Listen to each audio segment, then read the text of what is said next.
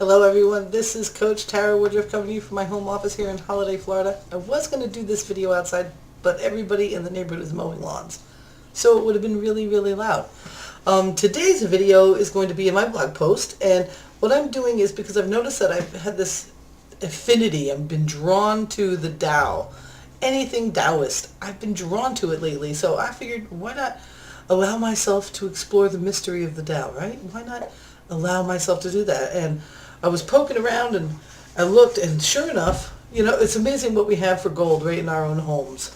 You know, I have Dr. Wayne Dyer's Change Your Thoughts, Change Your Life, and it is literally a walkthrough of the Tao Te Ching.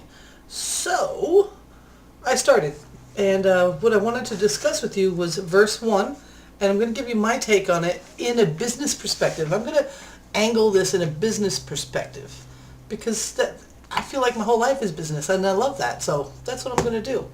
Let me read you the first verse. It's also going to be in the blog post. The Tao that can be told is not the eternal Tao. The name that can be named is not the eternal name. The Tao that is both named and nameless as it is the origins of all things, as named it is as it is to the mother of 10,000 things. Ever desireless, one can see the mystery. Ever desiring, one only sees the manifestations. And the mystery itself is the doorway to all understanding. Wow, let me tell you something. Just sitting down and really looking at that really blew my mind. So I really, let me go ahead. I got some notes here. I love it when I'm not prepared for a video. Don't you? You know, like I've got them in front of me, but they're not, you know, turned to the page that I need to be on. Such is life. We just allow this, right? Basically, I'm going to introduce to you what my perceptions are, and this is going to be influenced by what Dr. Wayne Dyer wrote in this verse as well. But I want to kind of express it to you from a business point of view. You know, I always talk about farming and I talk about growing things in relation to business. I see the manifestation process as so similar to that. So basically what the desire is the want or the try. And the desireless is the allowing or the doing. And I noticed that in business a lot of times, especially in the home-based business, because sometimes people are coming into entrepreneurship from a place of employment.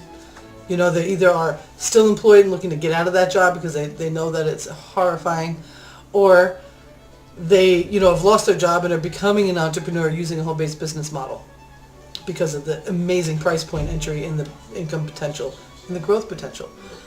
So they go through this position, this phase, and this is where a lot of people fall down and fall flat on their face. And it's really important that you learn this immediately, as soon as you possibly can, because, you know, your why has to be way bigger than your how. And so, you know, people have been saying that to you, I'm sure, you know, like your why's got to make you cry. There's all sorts of slogans and things, but they're there for a reason because they're true. When you can embrace this first verse, you will find yourself on a much more complimentary experience into your entrepreneurialism. Okay, now those that can be named and nameless. Now let me find something here. I got a pen.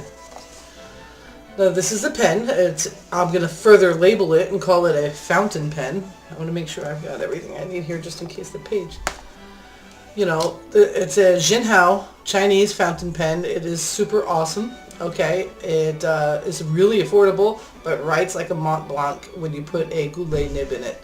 It is wonderful. It's a great, great pen. But is that what it is? Is it enamel? Is it metal with gold, with a, you know, like a gold tone color on it? Is it the nib? Is it the gold nib? Is it the ink? No, this may be called a pen, but that's not what it is. It's even easier to do this with natural items. This is a crystal. I wonder if you can see this, kind of see through it a little. It's hard. I've actually found this in Montauk, on the beach, over by over by Four Pond Bay, where the sand comes down. There's big cliffs there, and it's loaded with crystals because it's a glacier island. It was formed by glacier melt, and this is a crystal, or is it a rock? A crystal is a rock, right? But it's not the name. It is what it is. So the name that we name it, because of our language, because we have a desire to label things, doesn't mean that's what it is in its essence. Okay? In its essence, we don't know. And that's the mystery. That's the mystery that they're talking about. Okay? Now in your business, that's a big deal. Okay, so you want to recruit 3 people a week and make your first rank and earn $10,000 a month. All those wants are there, and there's nothing wrong with wants. The difference between wanting to recruit 3 people a week is recruiting 3 people a week. The difference between wanting to hit your first rank is hitting your first rank. The difference between the want and the manifest is the allowing. And oftentimes we get so caught up with the want that we forget to allow, and we get frustrated. I know this. I am a queen of this, because I experienced this for 90% of the career so far that I've had in this industry. Okay? I've been through it because I just wanted so bad, instead of doing so well and just allowing it to happen. It's a part of the law of attraction. This is what they're talking about when they say you get a clear vision of what it is that you desire, you set it down, you write it down with a pen, and you just take action and you move forward and you let it go. It's amazing how much faster you can manifest the physical reality of your desires in your life when you practice allowing and practice the paradox. The paradox of being named and nameless, where you can allow this crystal to be just that, and to also allow it to be what it is that you can't name. When you can allow the process of building your business to be what it is, move through it, and allow it to go through the motions. You know, when you're first starting out being an entrepreneur, especially in this industry, because there's a lot of sales involved, whether somebody told you don't have to sell anything or not, there's a lot of that going on. You're going to run into frustrations. You're going to run into disappointments. You're going to run into a lot of no's. You're going to run into a lot of people telling you you're fucking stupid. You're going to run into people that are broke and hate their job tell you that you're in a pyramid scheme. You're going to run into that. And if you can't just allow that to be what it is, you're going to allow yourself, what you'll end up doing is allow yourself to be infected by that negativity, and it's going to hurt your chances of getting out that first 90 days. Because if you can't make it out the first 90 days in your home-based business, you're not going to make it in any of them. And you might as well just go back and find another job. You know, maybe you just need to add another part-time job to your income. Forget about being rich. Forget about living on a beach. Forget about supporting the desires of your inner desires. You know, that inner want that you have. You know, like I was discussing this week how I want people to really have an opportunity to go to a Waldorf school and have that Waldorf education. You know, at the point that I'm at right at this moment. You know, I can't write a check to the school to buy the property next door to turn it into a high school. I can't do a scholarship for one person. My focus right now is to get Stella there. But my long term is to actually be a scholarship source for some folks. Maybe, be the donate, buy the property and donate it to the school. Maybe be the person there with the little golden shovel and break ground on it. Whatever. Maybe I'm going to be the one that paints the walls or changes the sign. I don't know. All I know is that it's the desire that I'm going to allow. And because I have the vehicle and the tools and the know and the wherewithal and the vision to make it happen, I have no doubt. So I can just let it go instead of obsessing over it and allowing the lack of it coming to me as fast as I want it to. Instead of judging the dream by its speed. That's it.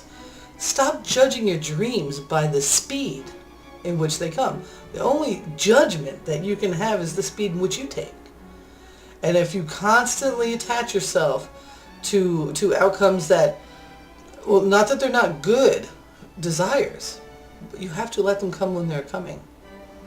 And you have to welcome them, because if you quit before they come, you won't be there to welcome them.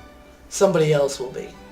Somebody that had it to stay. So start embracing the paradox of your business. Start embracing all of it. You know, the disappointments, just let it be. You don't have to justify it or design it in your mind or place any hate on it or judge yourself for it. All you got to do is keep moving on and keep allowing, and by allowing, you're doing. Okay? That's the video. That's the video that's going to go with the blog post. I look forward to seeing you over there. Sorry it's 10 minutes, but hey, I had a lot to say. I love you all very much. This is Coach Tara Woodruff, and if this resonates with you, let's lock arms. Click the link below. It'll be the first link on YouTube. In the description box, that's where you want to go. You want to answer a very simple question. You want to watch a video by me and continue on all the way as far as you can go. And we will get together and we will map out a plan to make shit happen for you, okay? We will map out a plan to help you allow the abundance that you deserve in your life. All right, I'll see you later. Peace.